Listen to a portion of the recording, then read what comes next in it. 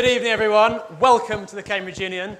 I know tonight is a debate that many of us have been waiting for. It sees a star-studded lineup debating one of the biggest issues of today. The exact motion being debated tonight is this House believes religion has no place in the 21st century. A quick point of clarification, we are tonight debating specifically organised religion, and that's what our speakers will be debating on. As ever, the debate is a series of alternating speeches, first in proposition and then in opposition, and so on. But this isn't just a debate between the speakers, it's very much a student debate too, and we do want as many points from the floor as possible tonight.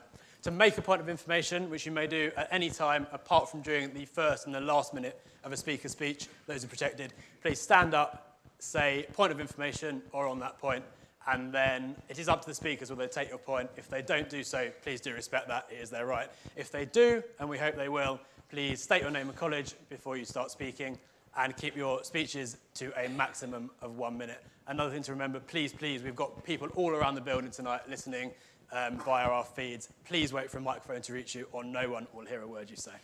I think that's everything from me. Our first speaker this evening is Andrew Copson.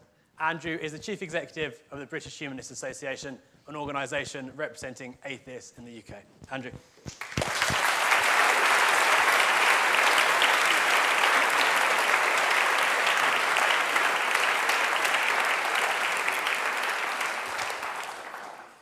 Thank you very much.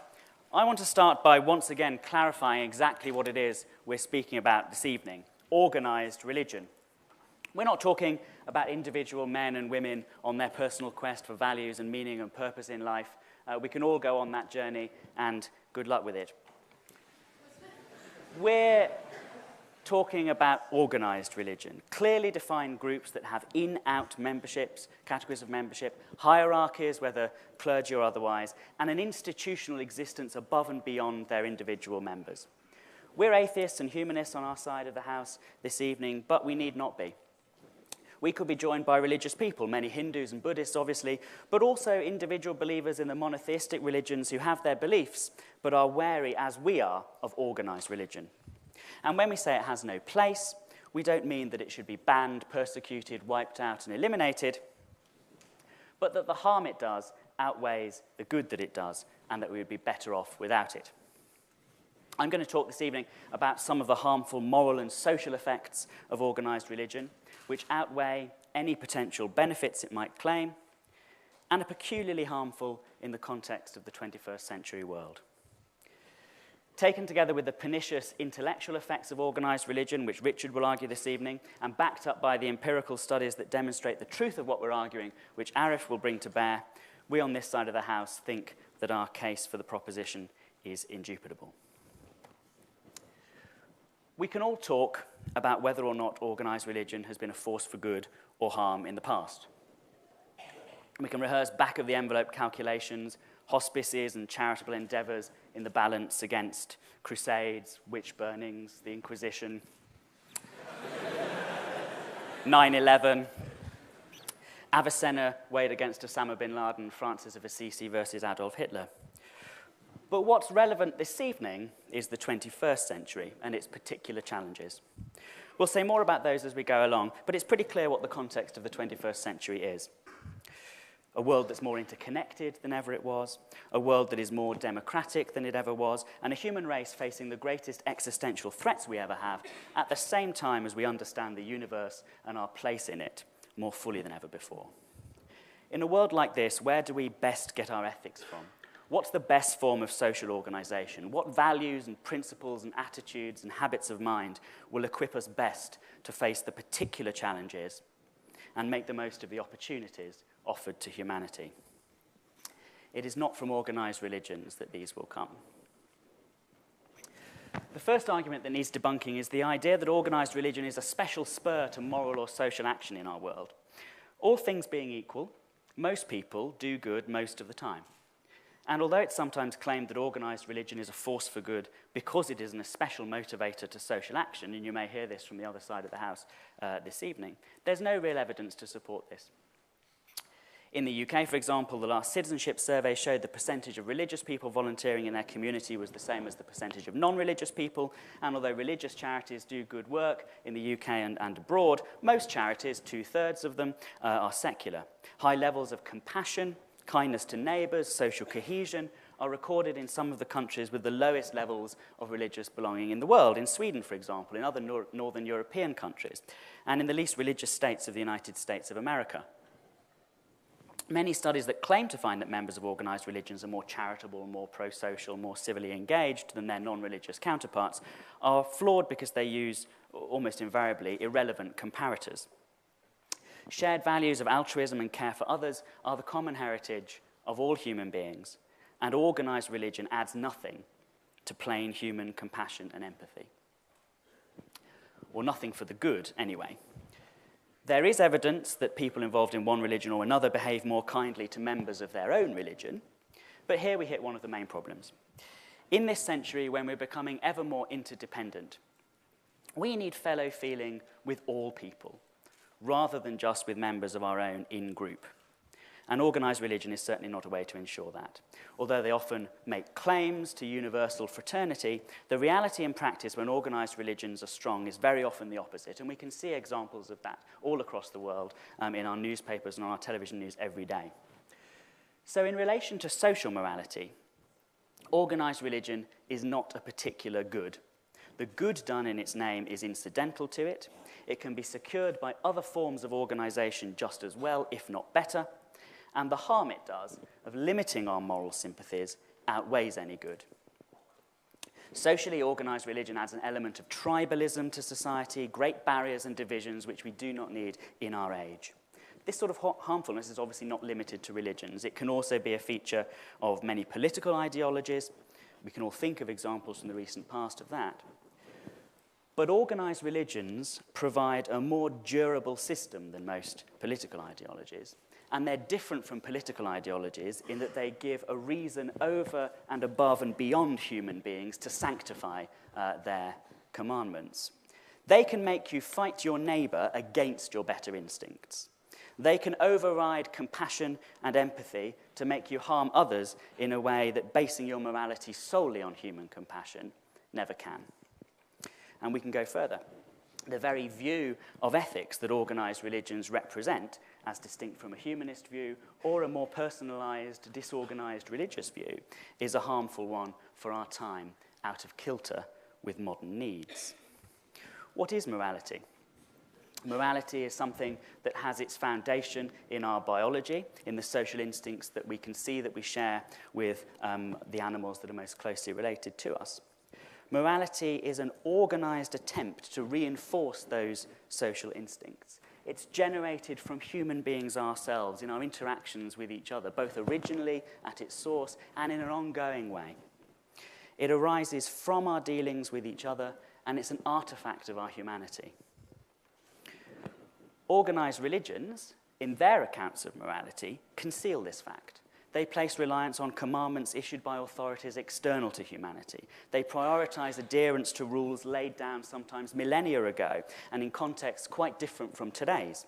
Even the more sophisticated theologies don't deny this, even if they prioritise a dialogue with texts and a discussion with texts and authorities, rather than just a slavish adherence to them. Genuinely believing that the source of value is located outside of humanity and not within it inevitably dehumanizes ethics, and the moral scale of the person who believes it can become horribly distorted. Blasphemy, placed in the same league of immorality as murder. You need strong, organized religion to make you believe something as obscene as this. We see a vivid case of this in the harm done in this way by, for example, the Roman Catholic Church in relation to birth control, or attempts to limit access to abortions internationally by American evangelicals. No one from outside an organised religion could possibly deem that sort of activity moral, which brings massive human suffering on a number of fronts. Only an organised religion would engage in the sort of international lobbying against sexual and reproductive health rights which the Holy See engages in on the international stage. Lobbying in defiance of all the tests of harm done, but in obedience to religious authority.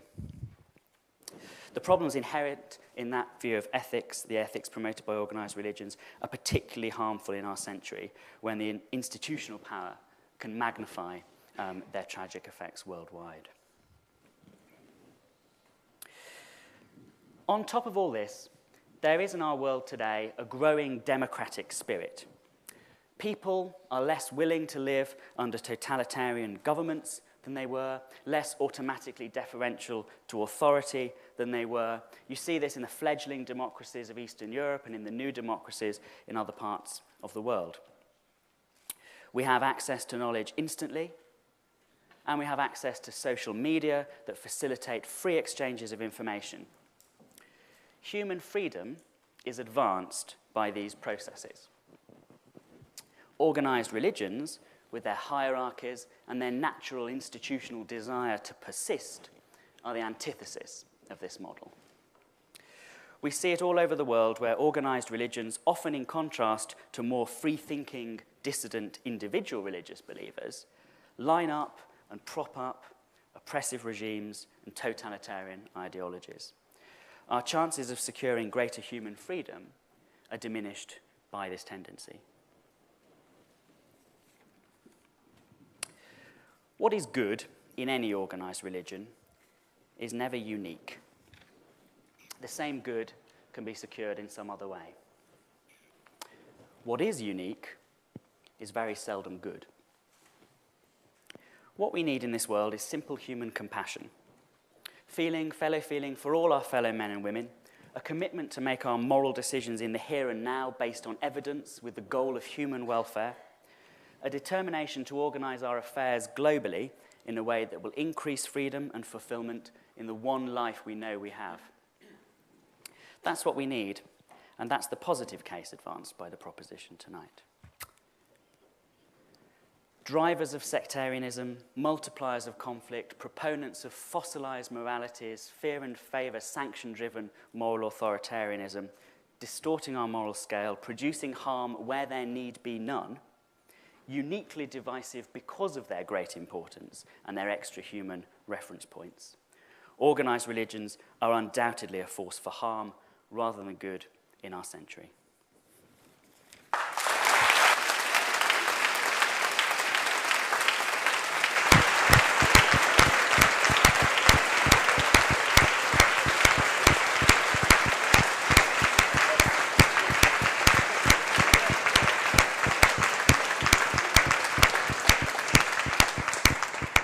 Thank you, Andrew. One very quick point of order that I should have mentioned earlier. Please, no photography in the chamber this evening. Our next speaker, as I'm sure everyone here is aware, is the outgoing Archbishop of Canterbury and the incoming new Master of Magdalen College, Lord Rowan Williams.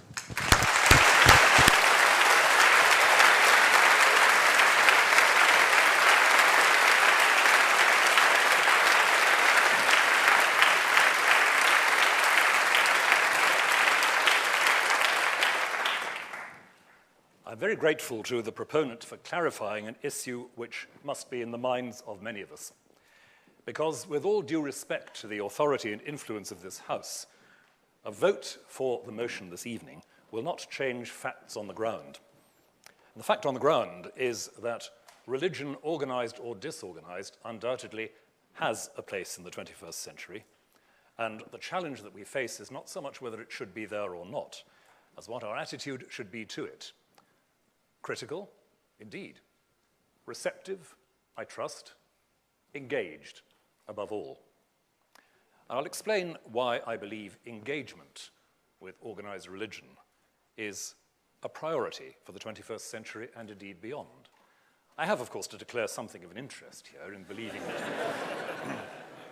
that it's, as a matter of fact, true, but let's leave that on one side just for the moment. Why engage with, let's not call it organized, but communal religion? And before going further, let me just define what I mean by that. It's all very well to say that we're talking about organized religion as opposed to some mysterious activity that people engage in their privacy, in their solitude. The philosopher Whitehead's remark that religion is what a man does with his solitude. What a woman does with her solitude is still very mysterious, of course, but that's part of the unhappy legacy of certain religious attitudes across the centuries. I freely admit that. However, religion has always been a matter of community building, a matter of building precisely those relations of compassion, fellow feeling, and, I dare to use the word, inclusion, which would otherwise be absent from our human societies. There is no such thing as a purely solitary religious attitude. Please.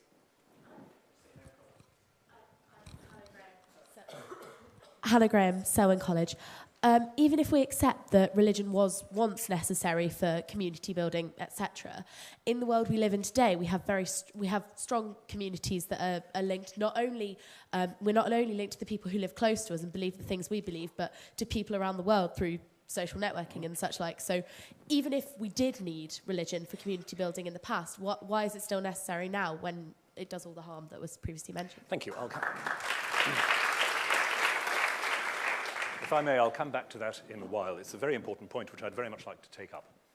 But at the moment, the point I'm trying to underline is that the notion that religious commitment can be purely a private matter is one that runs against the grain of religious history because of that innate element in religious commitment, religious language, that is tradition building and community building. More of that, I promise, Hannah, later on. Now, why should we take seriously this claim to be an agency for community building? It's because the main historic religions of the world have, all of them in their different ways, a passionate, metaphysical commitment to human equality. That is, to an idea that human beings as such are worthy of respect, are endowed with dignity. And that proposition, whatever may be said by secularists, is not so self-evident that we can ignore the question of where it comes from. Religious community is based on the notion that there is something profoundly in common between myself and my neighbor. The tragedy of the history of organized religion, which I don't dispute for a moment, is that it has so often said solidarity ends at the borders of our commitment. The reality of many centuries, indeed millennia, of communal religion is that religious communities have constantly stepped beyond the boundaries of those comfort zones to create communities, to create patterns of mutuality that do not stop with the people you happen to agree with. And whether we're talking about the Islamic Ummah, whether we're talking about the Buddhist world, whether we're talking about the Christian church, that has been a dynamic within religion which has contributed to the fact which I'm afraid some religious people are often reluctant to recognize, that the very concept of human rights has profound religious roots. The Universal Declaration of Human Rights would not be the way it is without a certain history of philosophical and theological debate. Now, it may be said, and just has been said, that that may have been necessary once. Have we outgrown it? I don't think we have, because as I said earlier, it's not wholly self-evident why we should regard every human subject as endowed with the same kind of dignity, every human subject as worthy of the same kind of respect. Religious people, on the whole, will say that every individual deserves that radical respect because they're made in God's image, because they're the object of God's love, however you want to phrase it. But that is a non-negotiable element in the life of these communities. So I want at least to see us arguing about where universalist moral commitments come from, where they're rooted, where their origins are. And I go back here to what was said by the great and not at all theological German philosopher Habermas some 15 or 20 years ago, that we are not so richly endowed with sources for being serious about human dignity in our contemporary culture that we can afford to ignore what religion has to contribute to that discussion. But I want to say at the same time how crucial it is that religion should, if it is to have a place in the 21st century, be the object of exactly the kind of scrutiny and exactly the kind of critique that we're talking about tonight. Religion that is allowed to bury itself in privacy is religion that very frequently goes extremely sour. Religion left to itself, protected from public scrutiny and public debate of this kind, is religion that is constantly liable to turn precisely into the caricature of faith, which you've already heard eloquently described this evening. And that is why if I say that I thank God for Professor Dawkins, you will understand what I do and I don't mean.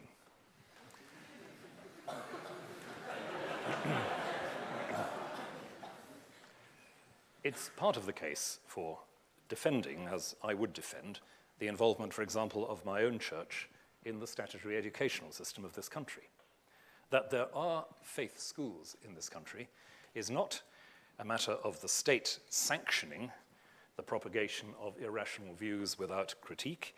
It's a matter of engaging religious agents and religious communities. Please.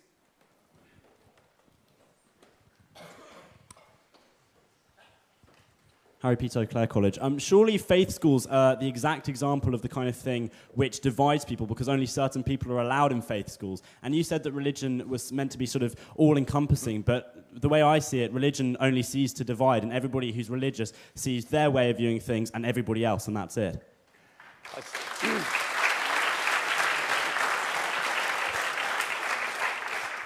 I would recommend you here to look at some of the statistics about admissions policies in Church of England schools, where there is a regular assumption that a minimum percentage of admissions will be to people who do not necessarily share religious faith.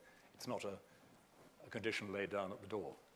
And those who wish to have their children educated in that particular kind of framework may not share all the essentials of that framework, but nonetheless are welcome in that environment. I think that's an important part of how many of our church schools do actually work, and I can confirm that from quite a bit of personal experience visiting church schools over the last, I suppose, 20 years off and on. But the point is an interesting one because, of course, church schools do illustrate precisely what I was saying earlier, the way in which what may appear to be tight-knit and inward-looking communities are constantly, as it were, driven to cross their own boundaries, to create an atmosphere of welcome for those who don't belong. And I recall here a statement which I've quoted more than once from an old student of mine who said that the church, and I'm speaking, of course, here of my own commitments, the church is one of those places which remains a place where you put things, feelings, aspirations that don't fit anywhere else. And the church has to be hospitable to that variety of feeling, that variety of aspiration and inquiry. So the point about church schools is one well worth returning to, and I dare say that there will be one or two observations on that as time goes on. But let me, as I move towards a conclusion, pick up just one or two specifics. You have, of course, been warned that we on this side of the chamber will tell you how nice religion makes people. Now, I, as a former archbishop, am in quite a good position to know the truth of that assertion. And I would want to say with some firmness that that is not the case that I want to make because it doesn't entirely stand up. What I would want to point to is something which is, in many parts of the world, unique to the Christian and other religious environment. And that is what I've touched on already, that particular passion for attention to those who are otherwise ignored or otherwise outside. And my image here is from a visit to Congo about 18 months ago, speaking one evening to a large group of young people who had all of them been abducted to be forced into militias in the Congolese Civil War at various points in their adolescence.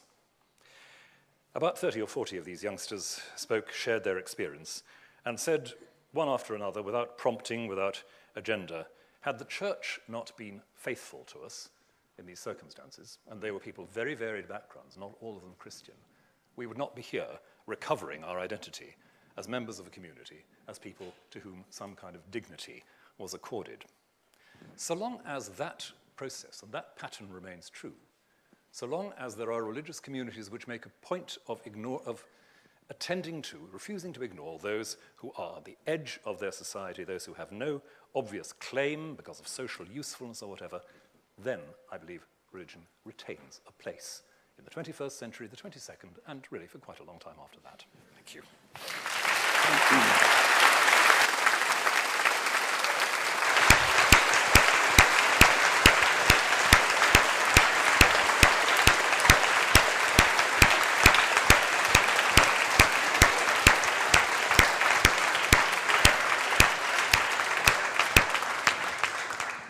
Thank you, Lord Williams. We're going to take a very short floor round now, as well as later on. Same drill as before. Please wait for a microphone to reach you. State your name and college before you speak. And please do keep speeches to a maximum of 1 minute. Can we first have a point in proposition of the motion,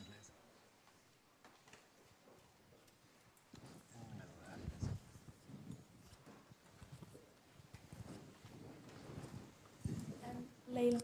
Layla Sudbury, Queen's College. The Church of England specifically discriminates on the grounds of gender, and that doesn't really have a place in the 21st century, so how do you defend that?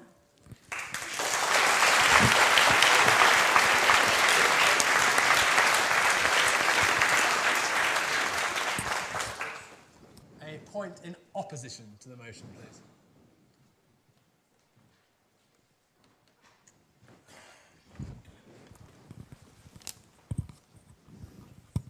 Hi, Rob Vauxhall-Smith, Peacehouse. I'd like to just draw an analogy which might seem trivial to some, and obviously to the extent that it's valuable, it should be considered not further. I'd like to make religion analogous to football quickly. Every week, millions of people turn out to watch football, something we call the beautiful game. And there are divisions in football. We chant, we fight, and, bad things happen, but at the same time, that's not why it's beautiful. It's beautiful because it gives people a reason to come together and feel like they're part of something that's bigger than themselves. And now if you look at religion, every week millions of people turn out to their places of worship. And yeah, there are fights. We chant at each other. But it offers people a place to feel like they're part of something bigger than themselves. And you might not agree with it. I don't support Man United, but I can understand why people do. I understand that it's more than just a team that plays football. So you might not agree with religion, but can you not accept that it provides a platform for people to feel like there's something bigger than themselves?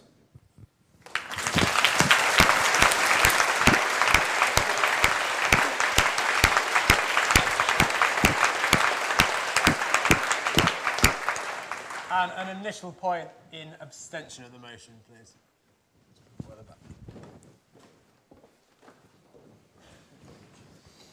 Ben Jones, Hamilton College. I'm abstaining because I'm not going to argue that religion's got no place in the 21st century. However, I'd like to make a specific point about religion in 21st century politics. For much of human history, there's been no strict separation between organised religion and politics. And what I think now is we must learn from the fact that around the world, some of the most pressing problems facing us contemporarily are the fact that the distinction has been collapsed between extreme interpretations of religion and politics. Look at Boko Haram, look at the Taliban. And in fact, in the past, maybe that's okay. Nowadays, it's not okay. We live in the nuclear age, and there are states which are potentially unstable, which possess nuclear weapons. What I say is, in politics specifically, I don't want anything exempted from rational judgment. And it's imperative that we encourage moves towards tolerance and towards more secular ideas. We can absolutely allow for religion, but specifically in politics, I want a move towards tolerance. And if we do that, that will be a move towards a safer world.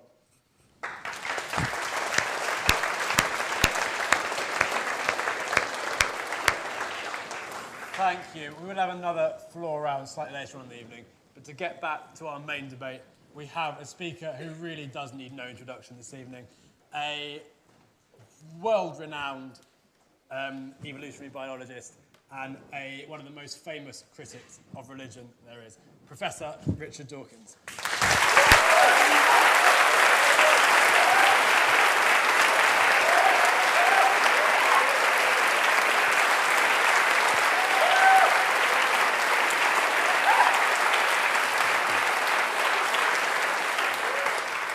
Mr. President, thank you. I must apologise to begin with for a sudden attack of clergyman's throat, which I've been trying to cure by sucking cough sweets, and I hope my voice doesn't give out before the end of my statutory 10 minutes. I'm not going to be talking about moral issues. Others have and will. I'm going to be talking as a scientist, passionate about scientific truth. So I won't say I don't really care whether religion has moral good effects or not. I do. But what I care about tonight, at least, is it true? And is it true really matters to a scientist? And I think it's almost a moral case that truth actually is important. My text is taken from the book of Psalms. The heavens declare the glory of God, and the firmament showeth his handiwork.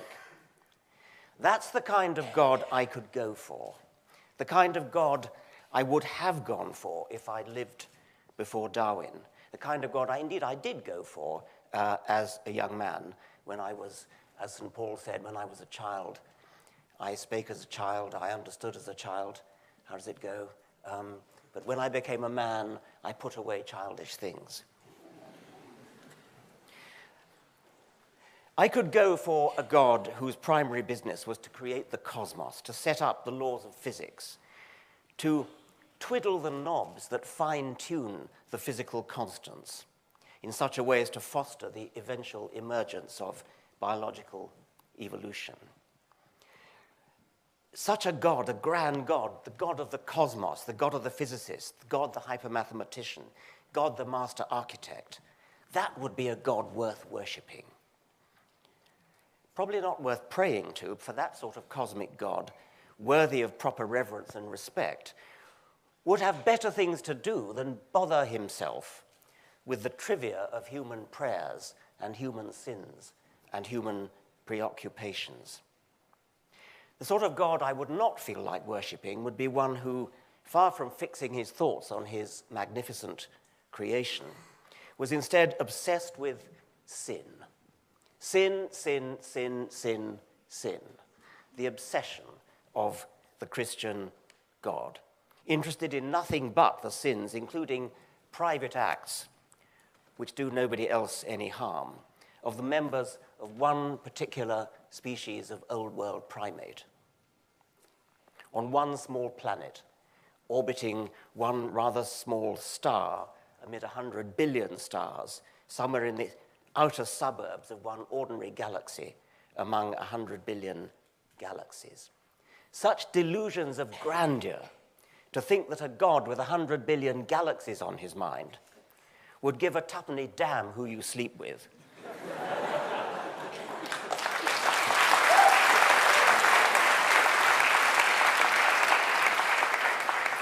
or indeed whether you believe in him. Yet the God of the Christians is supposed to have cared so much about the sins of this one species of old world African ape that he sent his own son, or himself, depending on your theology, into earth, down, whatever that means to earth, as a blood sacrifice, a divine scapegoat, in order to be tortured and killed for the sins of the world, or even the sins of one particular man, Adam, who, as we now know, never existed. A somewhat empty gesture to die for the sins of somebody who never existed. But although modern sophisticated theologians, of course, don't actually believe in Adam, they do still seem to pay lip service to the idea, more than lip service, rather strong service, to the idea of original sin. We are suffused with sin. We're born in sin. We are sinful unless we plead forgiveness. That is not a very humane, not a very pleasant, not a very moral doctrine. And I think that the idea of the blood sacrifice is perhaps even worse. I'm mentioning only Christianity because that's the only religion I know well. It's part of my culture. I'm a cultural Anglican. Grateful, by the way, to be a cultural Anglican when you look at the competition. If I were a cultural Muslim, I'd probably have something to say about that faith's appalling treatment of women, appalling attitude to women, as well as various other moral points. But I want to go back to the God that I said I could go for, God the physicist, God the mathematician, God the all-wise cosmologist, God the immortal knob twiddler, who knows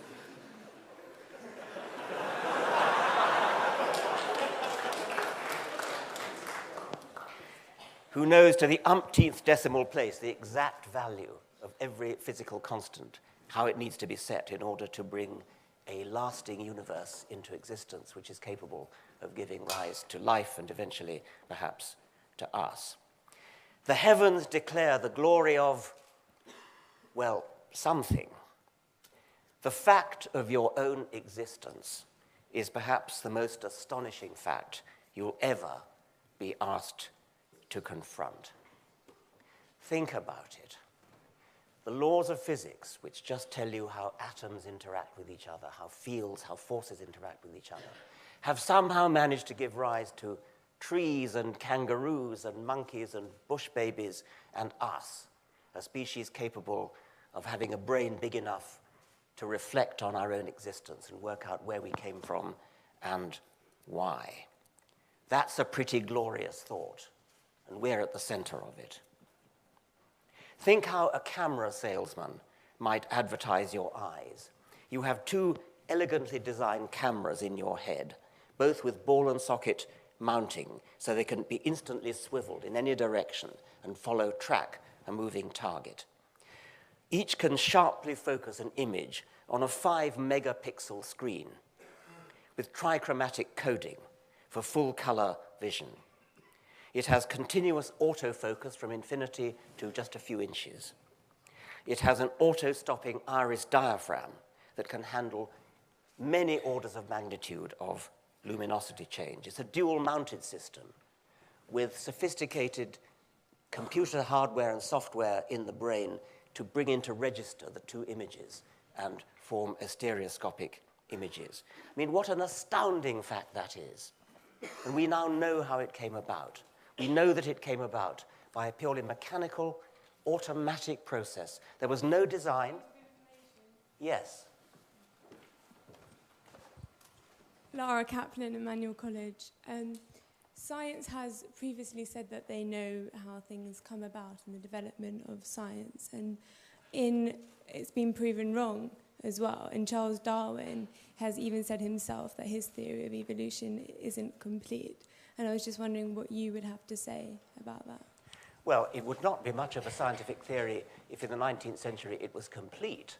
Of course it wasn't complete, and of course those of us in the early 20th century and the late 20th century and indeed the 21st century have done enormous amounts to enlarge and improve Darwin's theory, but Darwin would recognize it as his own. It's one of the glories of science that it does, of course, advance, it does change. No scientist would ever wish to claim that it's absolutely finished, and I'll be coming on to that. The explanation for the existence of things like eyes is almost laughably simple, but it had to wait for the 19th century before we got a clue as to how it came about. Before Darwin, it would have taken, indeed did take, a great philosophical mind to spot that the argument from design, the argument that says because it screams design at you, therefore there must have been a designer, that is a deeply fallacious argument. It doesn't explain anything, because the designer himself or herself or itself would have to have been himself a highly complicated object, a highly sophisticated object in order to achieve that level of design. Now, as the interrupter has just pointed out, we don't know everything. There are gaps. Theologians have long, good theologians at least, have long pointed out that we should not, as theologians, put our trust in the God of the gaps. That's a theological point, and it's a very valid one, because gaps shrink as science advances. There are still gaps. There's a gap in the origin of life. There's a gap in the origin of the cosmos. These gaps are now steadily being filled, and no sophisticated theologian would put his faith in these gaps. The whole lesson from the theological criticism of the God of the gaps argument is that you cannot resort to a designer as an explanation for anything, given that the task the designer is asked to do requires his own designer at least as complicated and sophisticated. The lesson from Darwin is that because the really difficult problem of explanation has already been solved by Darwin, The remaining gaps that need to be solved are relatively easy. Physics may await its Darwin, but it will come. There are many reasons why religion has no place. I'm concluding now. There are many reasons why religion has no place in the 21st century, and my colleagues will deal with them or have dealt with them. To a scientist, however, what's really objectionable about religion is that it fosters the idea that we should be satisfied with a non-explanation to a difficult question instead of working hard. It's hard work, working hard to provide a real explanation. Religious explanations are supernatural, but in no possible sense is a supernatural explanation for anything an explanation. It's a cop-out, a betrayal of the intellect, a betrayal of all that's best about what makes us human, a phony substitute for an explanation which seems to answer the question until you examine it and realize that it does no such thing. Religion in science is not just redundant and irrelevant, it's an active and pernicious charlatan. On that point. I've got to conclude now. I'm already over time. It peddles false explanations, or at least pseudo-explanations, where real explanations could have been offered and will be offered. Pseudo-explanations that get in the way of the enterprise of discovering real explanations. As the centuries go by, religion has less and less room to exist and perform its obscurantist interference with the search for truth. In the 21st century, it's high time, finally, to send it packing.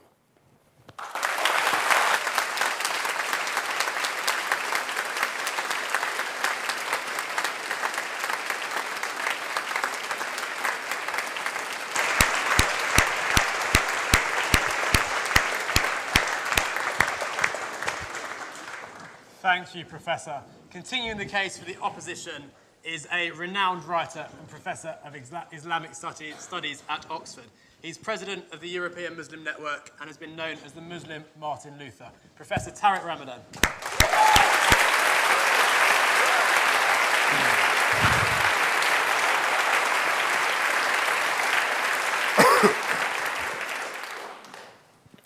Thank you.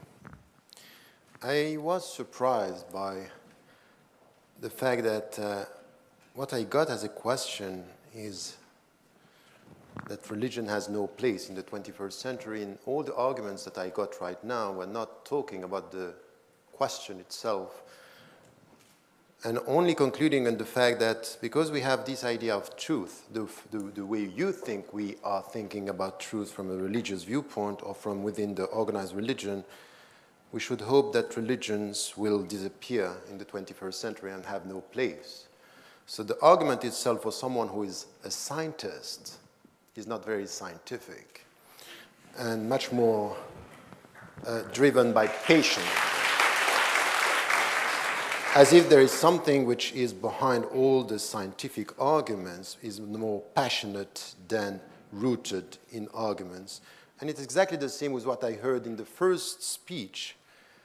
For Muslims or for Christians or for organized religions, the fact that we think that morality has a transcendental source doesn't mean that we dehumanize morality. This is not an argument. This is dangerous. A dangerous conclusion, not a scientific one. So let me come to something which I think it's so important for us today when it comes to religions. In fact, religions as faith, as knowledge itself, or as rituals are for organized religions means. And the means, you can use them in a way or in another. You can use them for the good and you can use them for the bad.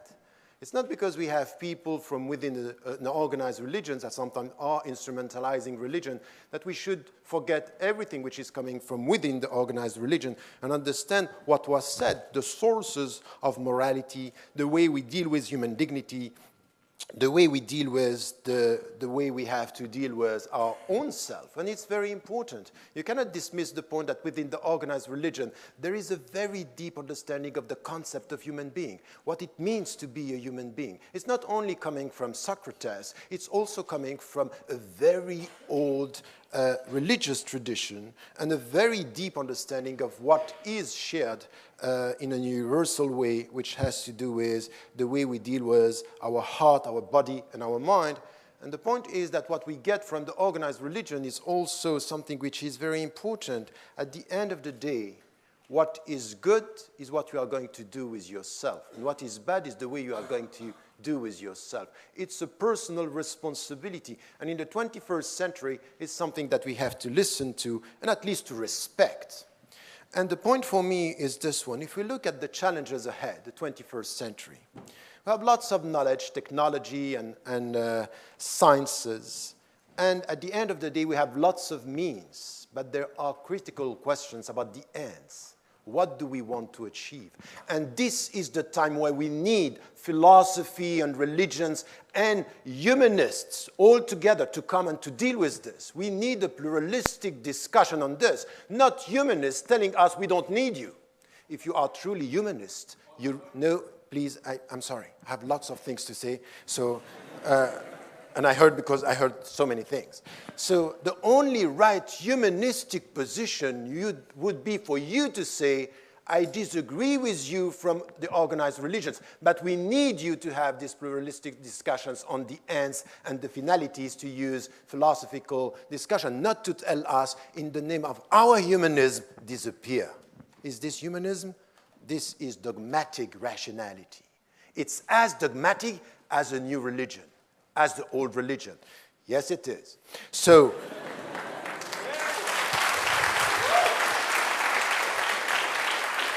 my point here is to say something which is essential, which was said by Dr. William. It's so important. Yes, the contemporary world, our 21st century, needs religions to be involved in this discussion, because at the end of the day, what is coming from the organized religions, of course, we will find people, and we can keep on having anecdotes about 7/7 and Inquisition. You will always find in history something to prove your point. But at the end of the day, you have to look at the other side of what religions, organized religions, provide our humanity with. And this is something which is also important. In our century, what we need is a discussion, a deep discussion about the ends, in order to come to talk about the human dignity. But I would say that religions need what is happening now in the 21st century. And we have to engage with religions. And all what you are saying is not about sitting down and saying this religion, and to essentialize religions by saying they are bad with women, they are bad with this, they did this. That's not a discussion. That's ridiculous. It's not going to be the answer to our discussion today. The answer to our discussion is, let us engage with religions and let us engage with dogmatic rationality and scientism, in a way which is telling us what are the ends, what do we want to achieve. What I want from within an organized religion is you. I need you, by the way. I need you. Because you are helping me to deal with my own fellow brothers and sisters in the religious communities, to say, I don't want people to instrumentalize my religion. I don't want formalism. I don't want dogmatism. I want you to challenge me in order for me to come back to my religious brothers and sisters in humanity as well, to be able to come with a better understanding. And you know what? You need me. You need us, in order not to come to this arrogant attitude to look at people, because implicitly in all you are saying, there is a superiority complex. The way you deal with religions is, we are backward. And we need each other because we are not facing the world the way it is. And I think that this is problematic. Because what I see in this, it's dogmatism. I don't know where I am in my time. So I would say that in this discussion today, when we need each other and we have to engage with religion, it's also to come in this discussion in the 21st century to question the very essence of religion. And, okay.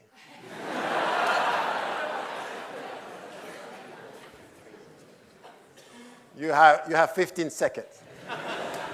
If you say we need to engage in an open discussion with both religious people and atheists, then what would you say to the prolific record of all religions in the past and today, evangelizing, try to convert people to their own beliefs, and also educating children, and not just their own children, but also others in religious schools, trying to convince them and teach them that that is the one true way to believe. I think that...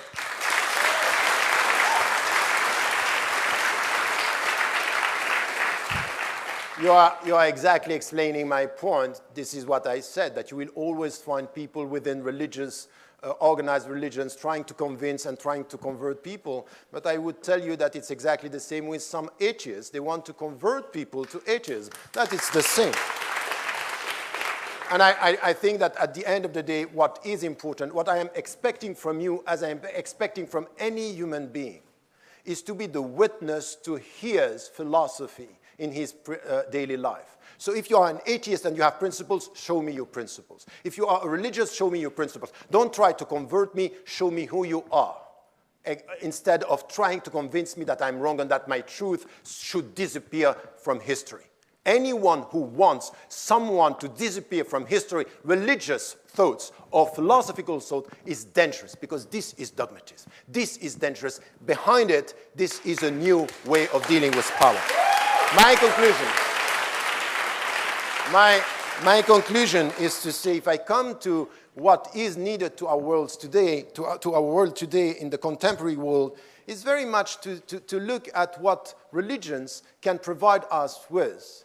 And when, for example, and you know, in organized religion, it's not only something which has to do with community, it has to do with community, and it has to do with individuals. So when it comes to something that I learned from within a tradition, I'm dealing with scientific truth, philosophical truth, and I'm acknowledging the fact that we don't have one final answer, and even Richard Dawkins cannot prove that God doesn't exist. So when he doesn't prove this, let us come to what is our way of life. In religious traditions, we find a way of educating yourself, know who you are and not only what you have, something which is very needed in our consumerist societies, that we need something which is questioning the very end and purpose of our human life.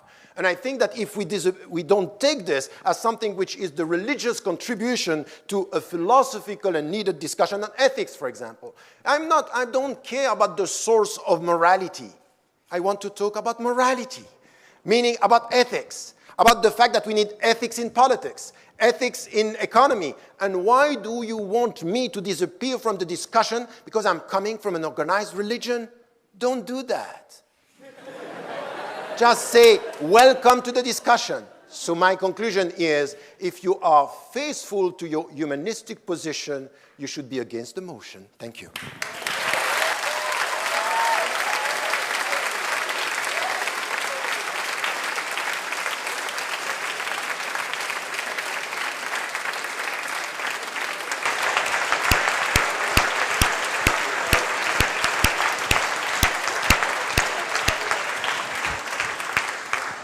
Thank you very much, Professor Ramadan. This is the point in the debate where you get to have your say. We'll take points in order of proposition, opposition, and then abstention. Same as before with the microphones, and 1 minute, please. Does anyone, firstly, have a point they'd like to make, or lots in proposition of the motion? Back corner.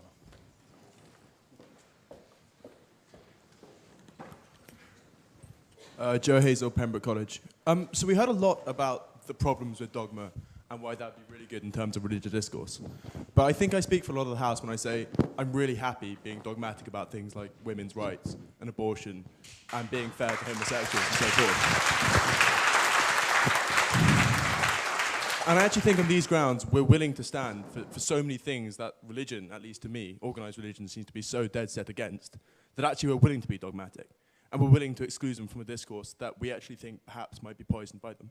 Thank you.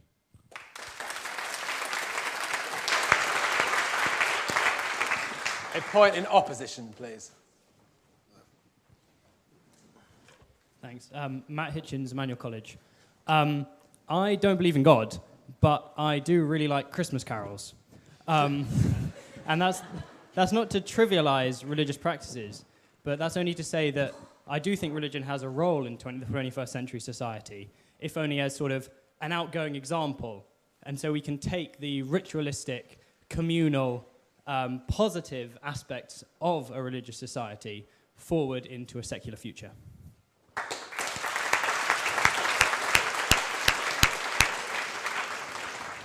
Could I have a point in abstention?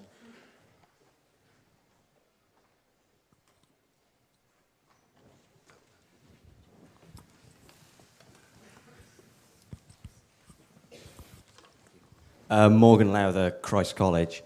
I think in abstention, I feel the problem here is that I have a problem with organised religion in its current form, not with organised religion as a concept. I think the problem at the moment is that organised religion seeks too much to give answers. It's not a personal choice. I mean, how many people can honestly say they chose their religion, that it wasn't put on them at birth or at school or so on, apart from the occasional heretic or convert?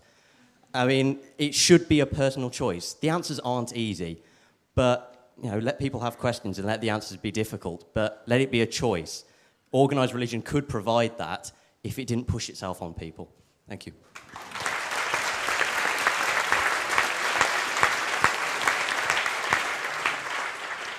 We'll go back to proposition.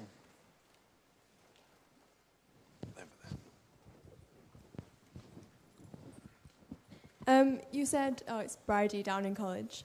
You said that when you come to a debate about morality and you don't want me to question your source as God, well, I hesitate in using an obvious example, but that's quite hard to do when, say, you're using a book which also legitimizes, which also says that it's wrong to eat shellfish. Say we're talking about gay sex, for example. Well, I don't find it quite hard to use that as a legitimate source. Thank you. Point in opposition, please. Over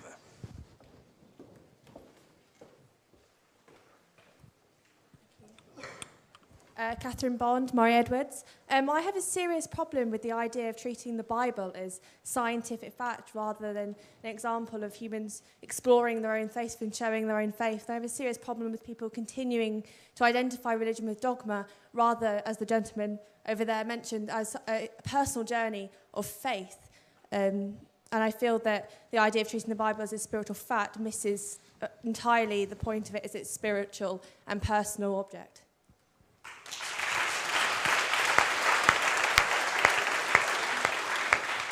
Can I take another point in abstention?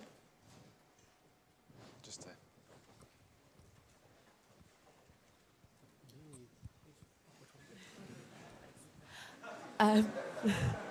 I'm Hannah from Selwyn.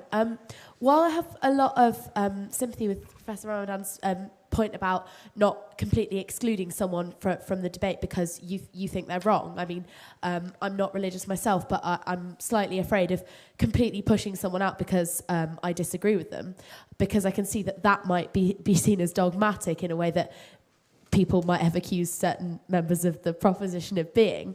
But equally, I wonder if he knows, I imagine he does actually, because he's, I'm sure, had conversations with people of other religions, what it feels like to talk to someone who believes not only that you're wrong and that that's just of consequence to, as you having a truth that they don't believe in, but that because you're wrong, you're innately damned and sinful. And I know a lot of religious people nowadays don't want to sound as extreme as that, but I think we have to accept that that's a position that a lot of religious people innately come from, because one of the key things about an awful lot of religions, not all, but an awful lot, is saying, this is my God, and if you don't believe in my God, or at least do some of the things prescribed by my God or a God, then you will suffer in some way. And that's a very hard thing to engage with when people are saying, not just, I disagree with you, but I disagree with you, and I think that for your disagreement with me, you'll be punished. And I might be very nice to you now, and very polite to you now, but ultimately I know that I'm going to heaven,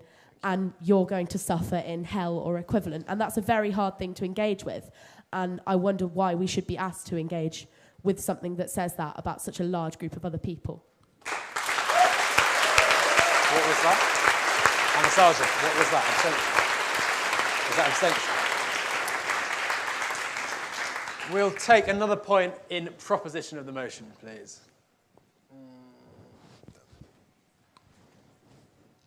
Name and college, please. Mike Villa, Churchill College.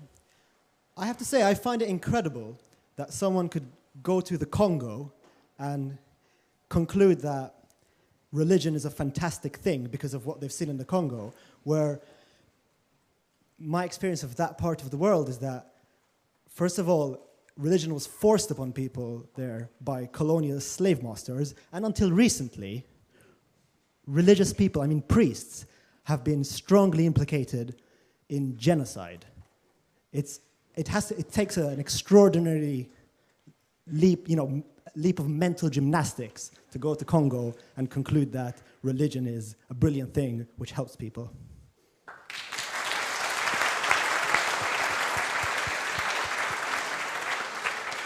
Would you like to respond to that, Lord Williams?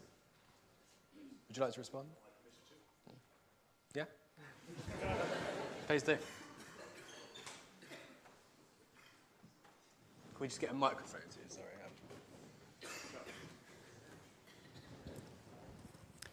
Thank you.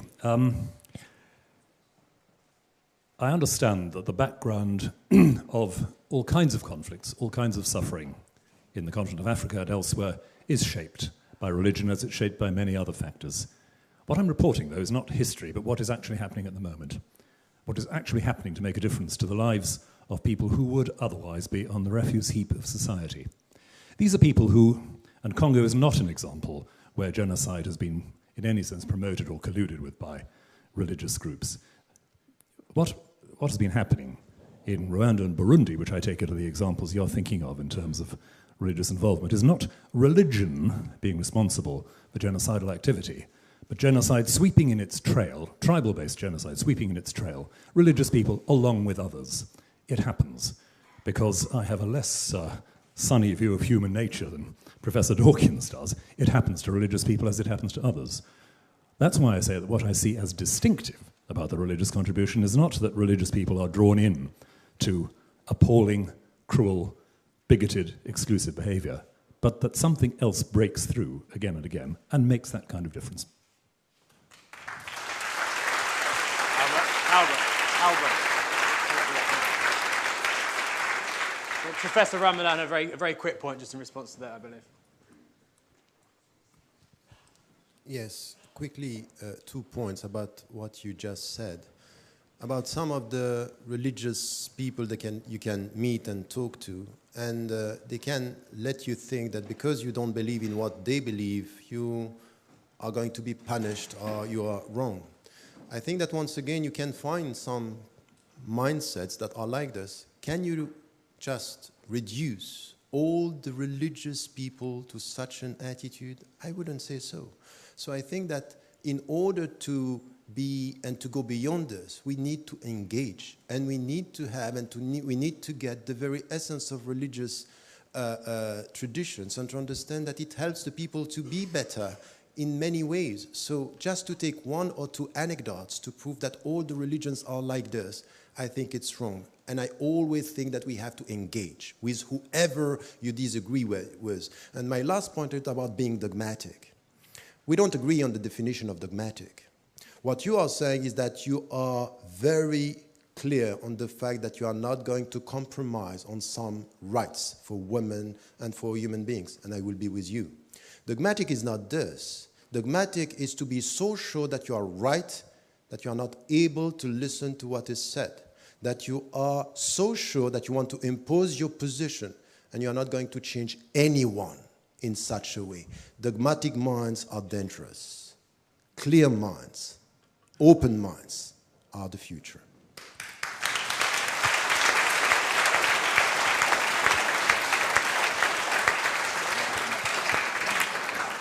Can I have another point in opposition to the motion, please?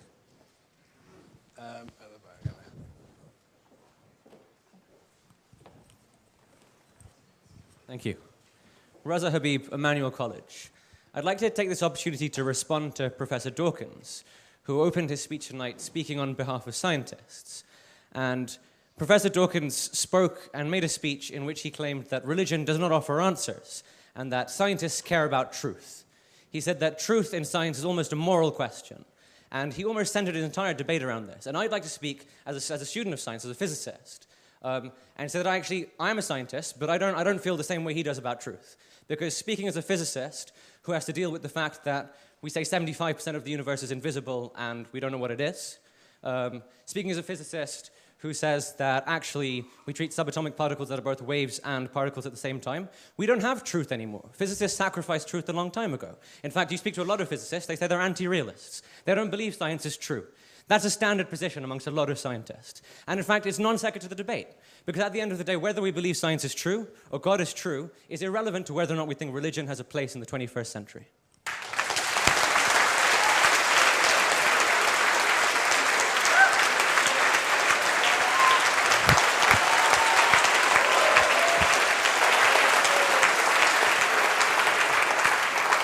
Professor Dawkins. There are, of course, many very mysterious things. Is this working? Many very mysterious things in science, and physics above all. Physics has a long way to go, as you, of course, know better than I.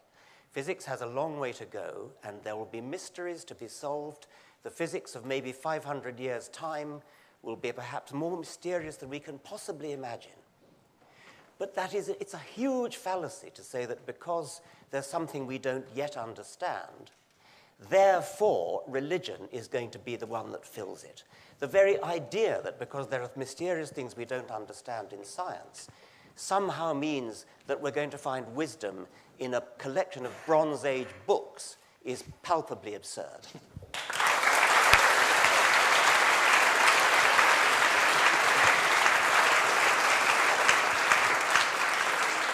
Mr. Copson.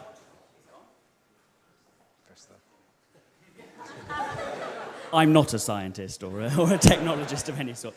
I want to respond very quickly to the accusation that's come from the other side, specifically from Tarek, about the idea that what's been put up on our side of the debate has been the proposition that we should dogmatically exclude or eliminate or occlude or destroy both either the religious perspective in the 21st century or religious people. I said very specifically at the top of the remarks that I made that we were not taking the claim that organised religion should have no place in the 21st century to be one to be an argument on us. Well, listen to me for a moment, and you'll know what I'm saying, and then you can, and if you want to respond to it afterwards, you'll at least be responding to something that I've said, rather than something that you've said that I've said. Dogmatic.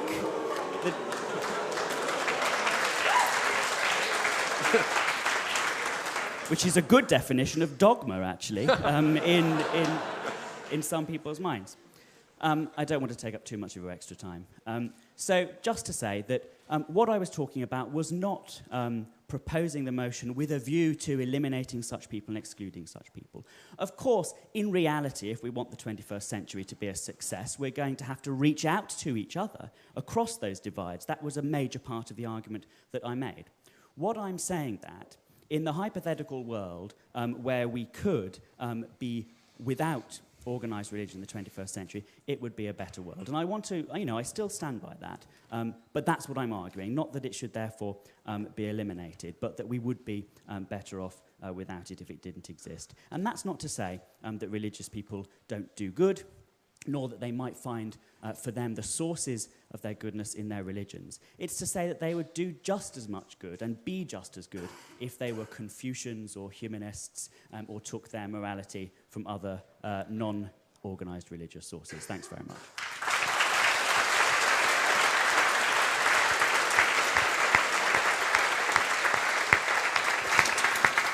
Can we have one last point and abstention, please? Over there, please.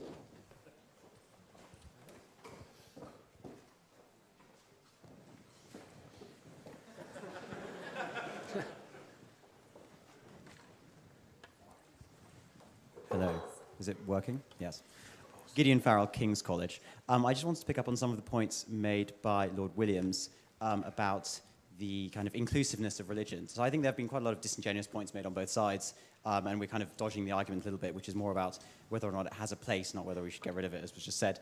But anyway, I'm going to take an example from my own tradition, which is Judaism, which has been borrowed by most of the other religions here, and say that actually it's not particularly inclusive. If you look in the Old Testament, A lot of it's to do with God saying, kill them because they didn't believe in me, which is basically not particularly inclusive and doesn't really talk about everyone being equal. It talks about those people who believe being equal and, you know, I'm going to be resurrected on Armageddon's plane, whatever it is, and you won't. So I wouldn't say that's very inclusive. I'd say it's quite the opposite. It's quite divisive. And thanks.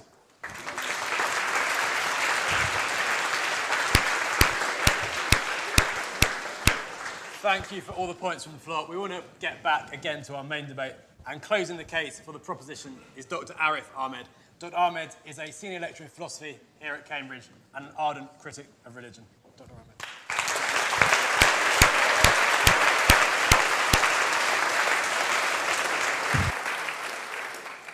Good evening, thanks.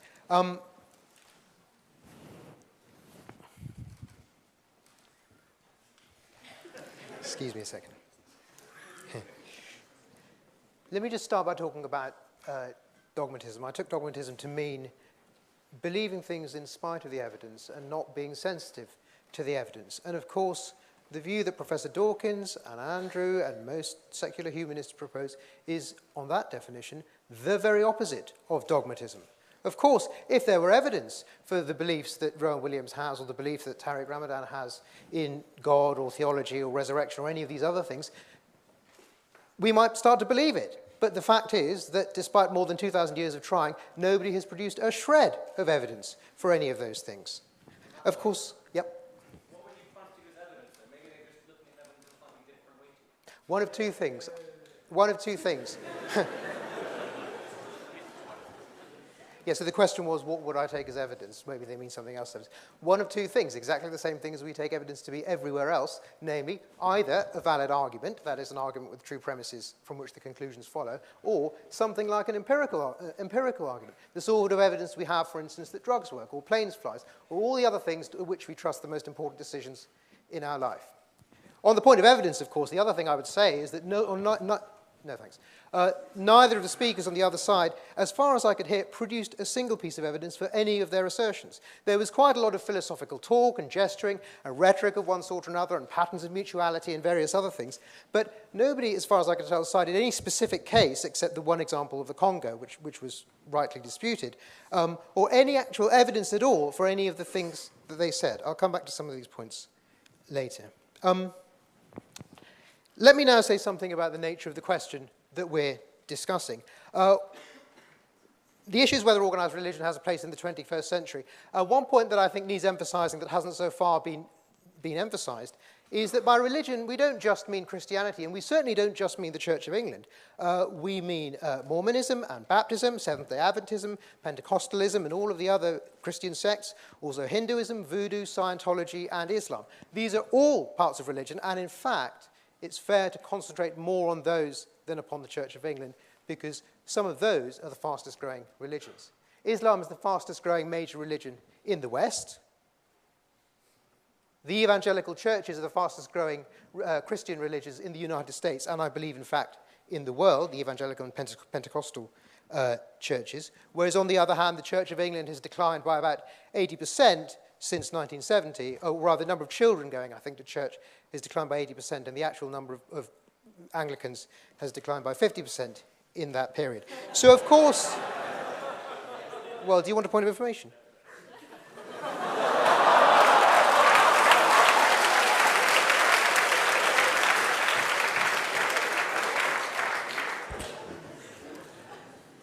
The rate of decline of Sunday attendance in the Church of England is not 80%. I can't give you the figure because I didn't come prepared for this. The rate of growth of Anglicans worldwide has been, I think, in the order of about 30% in the period you mentioned. I don't particularly want to get into arguments about these details, but if you're making some point on the back of this, I would just like the evidence to be in focus.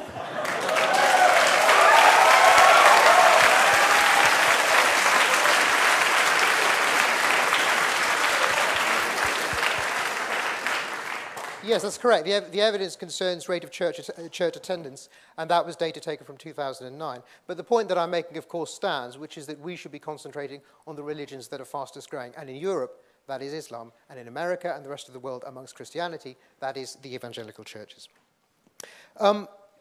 A claim that beat off stiff competition to be the silliest thing that was said on the other side was Professor Ramadan's claim that somehow we're essentializing religion or essentializing Islam by saying, oh, you must believe this and you must believe that. And if we cite 7:7, we're saying it's of the essence of Islam to go around blowing up buses, or it's of the essence of Islam to do this, that, or the other. It's no issue about essentializing. We just need to look at the facts and the evidence. The question is, what are the effects of these things? So when we're asking about the question whether organized religion, and Islam is an organized religion, it doesn't have the same organizational structure as many other religions, but it does have de facto patterns of authority. There are ayatollahs in Tehran who can issue fatwas to murder people, and so on. So it is an organized religion. What we should be looking at is not what's essential to a religion, as if that claim even makes any sense. What are the actual facts about the effects that organized religion really does have in the world we live in today? So let me turn now to those. The first point was one that Andrew's already touched on, so I shall be brief about it.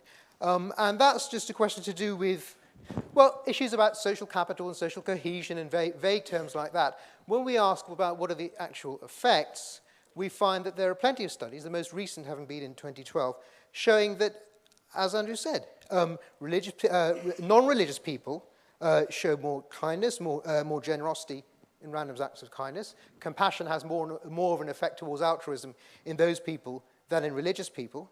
In addition, there's evidence dating from the last 5 or 6 years showing a strong correlation between higher rates of belief in religion and worship of Creator on the one hand, and higher rates of homicide, juvenile and early adult mortality, STD infection rates, teen pregnancy, and abortion in all of the prosperous democracies. On that point.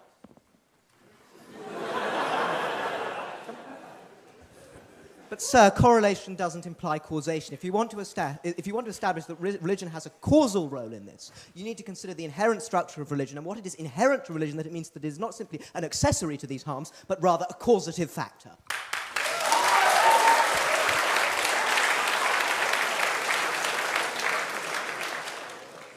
Nobody denies that correlation doesn't entail causation. Everyone who knows anything about it knows that correlation is evidence for causation, which is what I was claiming. Let me move on now.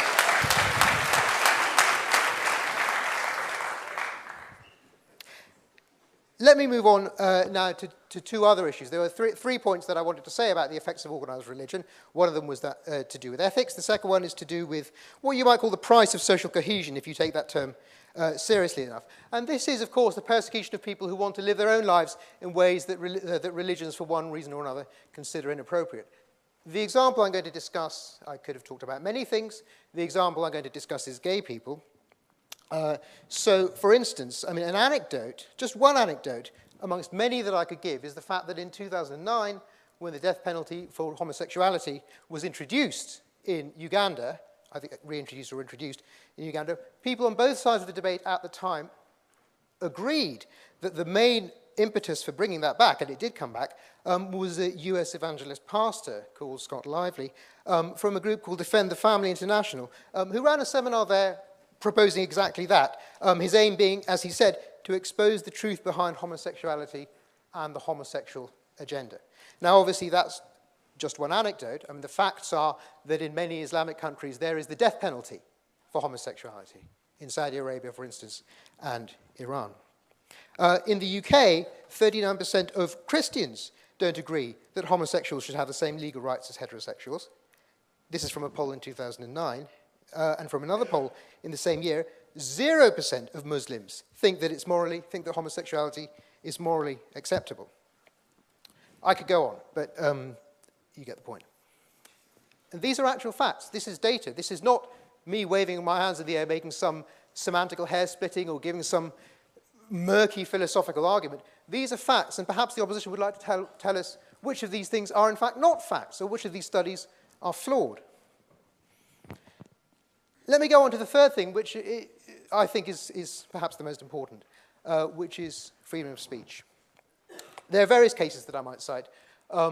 If I'd had the time, I would have mentioned the Rushdie case, but I will just talk about the case about the Danish Cartoons, which many of you will know about, which dates back to 2009. The history of that was, of course, that these cartoons depicting Muhammad were produced. They caused a great deal of offence, an Islamic organization comprising a large number of Islamic countries, their ambassadors wanted to speak to the Danish Prime Minister. He refused, and they sent imams around Islamic countries stirring up resentment at this. This caused riots and other things, at which about 200 people died.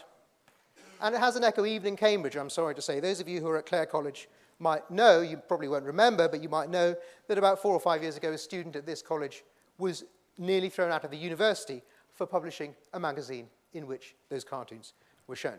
It was spineless on the part of Clare College that they actually apologized for this.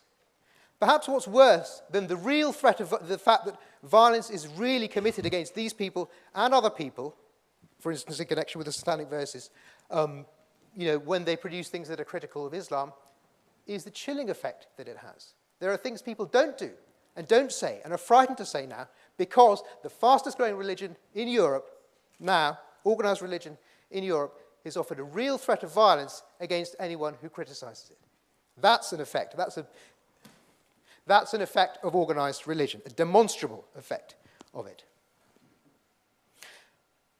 The final point I want to make, I'm going to close now. The final point that I want to make is to emphasize that, of course, nothing in the argument that I gave depends on the truth or falsity of religion. I made a few remarks at the beginning, but apart from that, nothing in this empirical case has any dependence at all on the truth or falsity of the Christian or the Islamic or any other religion. A religious person could vote for the proposition. The point is not, is religion true or is religion false? The point is, there is a difference between what Andrew and I would regard as a relatively legitimate role of religion, which is having a personal ethic, which perhaps means genuinely love for your fellow man, and what then happened to Christianity and all of the other religions, which is that they started wearing pointy hats and telling people what to do. And it's if you reject that step that you should vote for the motion. Thank you.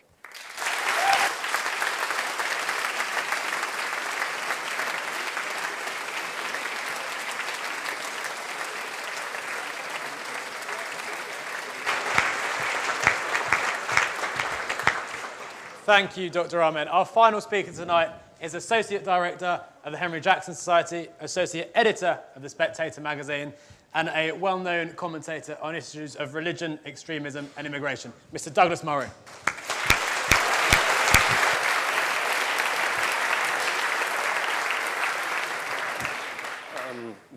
Thank you. Thank you very much for that. Well, I was going to say it's a pleasure to be back in Cambridge. It isn't entirely. I've been dreading this debate for many reasons, which will, I think, become clear if they haven't been clear already. It's a very awkward position to be in. First of all, because I am not in agreement with very much said by my own side most of the time. I remember being on Newsnight some years ago calling for Owen Williams' resignation as Archbishop when he made his catastrophic intervention into the matter of Sharia in the UK. I remember actually being on a program with Tariq. I remember we were shouting at each other and indeed at Jeremy Paxman, who was shouting at both of us. Tariq and I have chased each other around the globe in studios and debating forums, universities, many places. I consider him one of my very dearest and closest enemies. And I'm also in the unfortunate position because I agree with most of what the opposition say, not just tonight, but generally. I'm an atheist myself. I don't believe in revelations. I don't believe that Moses, Jesus, or Muhammad had any divine instructions. I think they made it up. But, and I'm sure you knew there was a but coming, I'm on this side very uncomfortably because this statement, this House believes religion has no place in the 21st century, is to me as an atheist not just an overstatement, but very wrong indeed. I will come on to exactly why in the coming minutes. First of all, one piece of casuistry which has to be tidied up. Organized. It's been put in since We had the motion agreed. Organized religion, we're now told. This isn't a serious addition to this debate. How could you have disorganized religion? How could you have a religion which wasn't organized by any structure at all? I mean, somebody has to say whether Mass is at 11 o'clock or 11:15, for goodness sake. All religion, all people who believe broadly in a similar thing are going to have some desire to come together, and there's going to be some kind of authority, whether it's in a mosque or a synagogue or a temple or a church or anything else. Of course, all religion in some way is going to be organized. But the reason I wanted to speak on this side is for this reason. In this whole debate, which does matter very much and will matter very much in the century ahead of us, there is a great possibility of completely distancing views which, at the very least, you should listen to. And I've already sensed it this evening. If we had been gathered here in Cambridge at the Union 100 years ago, you would have probably listened in as respectful silence to the clergy and had no possible intervention against their thought, as you do tonight with prominent spokesmen for atheism. It's simply the case that very, very swiftly the tables have turned in recent years, and very swiftly it's become really not very difficult, certainly thank goodness in this country, to talk against religion, and has become rather difficult, particularly for non-believers, to speak up for anything that religion does offer. And it does offer things, and I think we shouldn't ignore them. The problem in this debate is that neither side, and I wish it was possible to speak and advise you to go down the middle door, but neither side in this debate, in this whole debate, not just tonight but generally, ever wants to admit what they miss and what they have got wrong. Religion has got very many things wrong. All sorts of religions have.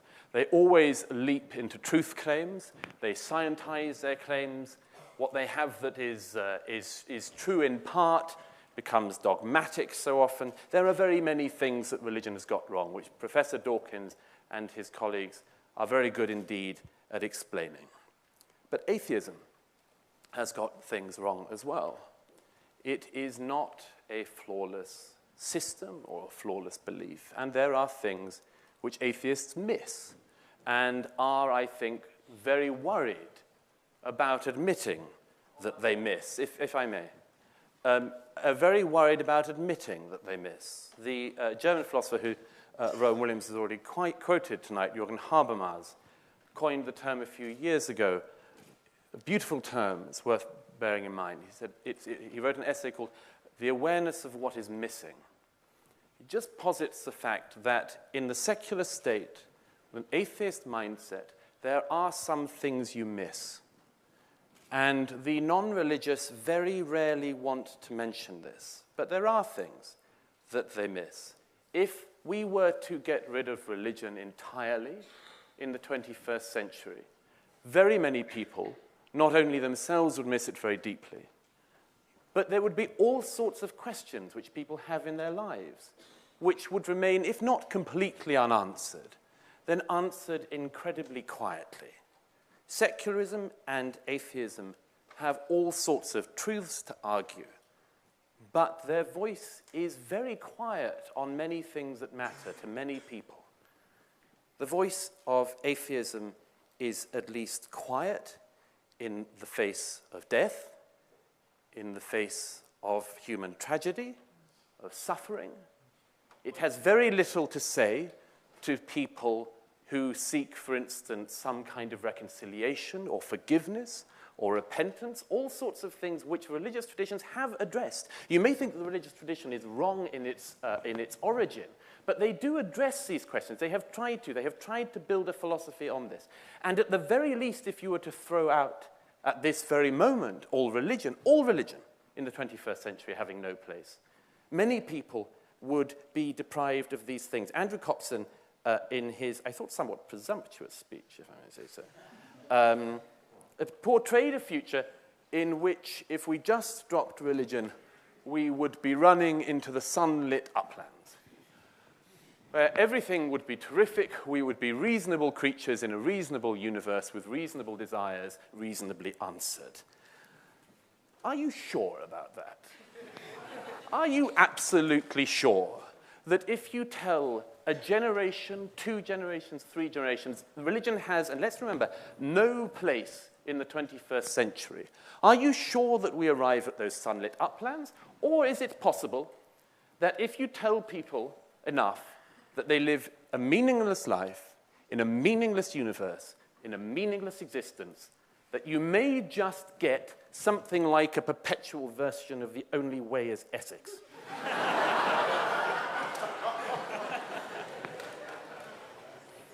Believe it is true or not, religion provided, and I would say provides and will provide in the future, an opportunity for people to ask serious questions about themselves, ask serious questions about the universe and their existence. To quote Larkin, he says in Church, a serious house on serious earth this is, wherein in whose blend all our compulsions meet.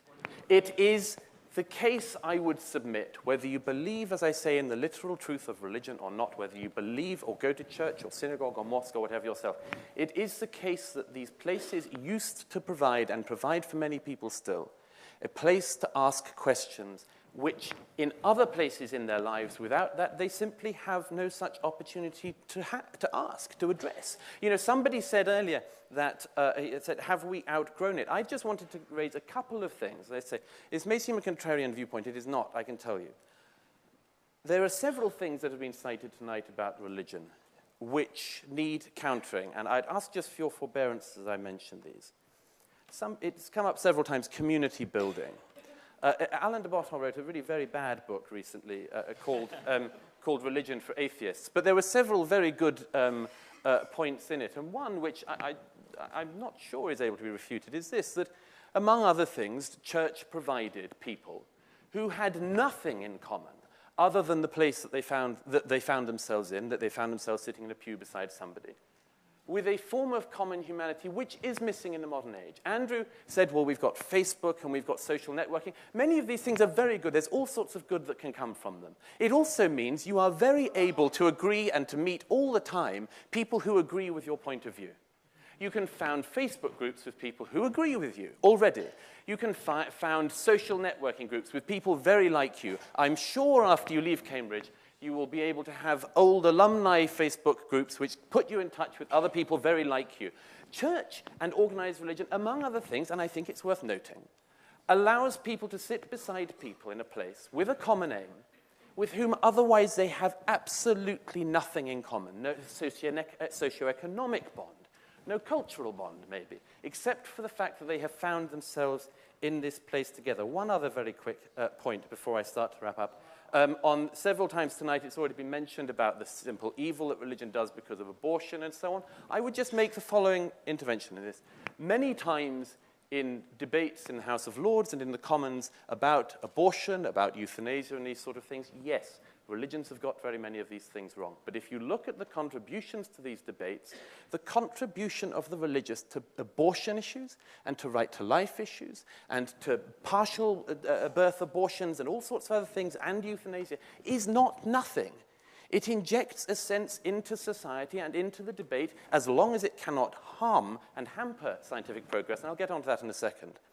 Provides a voice which reasons, and I would argue sometimes holds back advances which many people, such as Andrew, would be lovely about rushing straight ahead to, believing we're going to this place which is fine. Now look, I'm just going to wrap up with this. Richard Dawkins said at the very opening, is it true? That was what you said you wanted to address. No. And yes. No, it is not true. It is not literally true. But can religion carry truth? Yes. Schopenhauer says in his dialogue on religion, he says, truth may be like water. It needs a vessel to carry it. We don't have very many vessels. And if you believe that we can go into the 21st century, not only saying we don't need a vessel ourselves, but nobody else should have one, I don't believe that would be a period of greater understanding. The deal, and let me just say, you won't often hear me. Those of you who heard me here before will know I don't normally do reconciliation, but I'm going to have a quick go. The deal in the 21st century must be this. Religions must not have the ability to dictate the lives of people who do not follow those religions. Religion must have no ability to dictate law or to dictate the lives of people who do not follow those religions. That, I think, should be the thing that religion gives up. Largely, it has given it up. The Church of England has given up most of it, and I think that's a good thing. It has led the way. Religions will have to concede that, but the non-religious should make a concession too. The non-religious should accept, in the 21st century, that it is not the case that religion has nothing whatsoever to say. It does. It has a voice.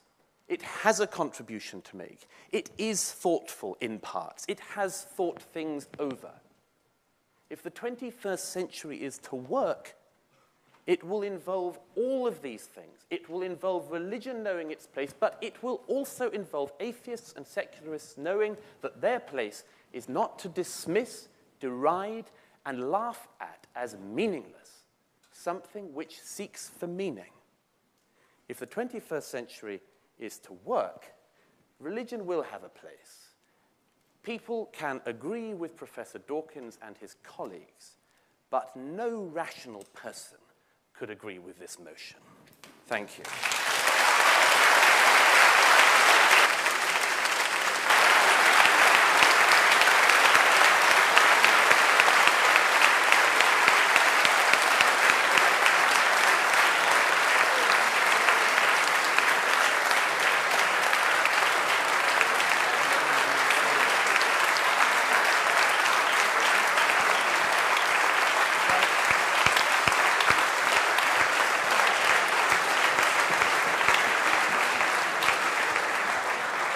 Thank you, Douglas, and thank you to all our speakers. Could I please ask people to remain seated until our speakers have left the chamber tonight?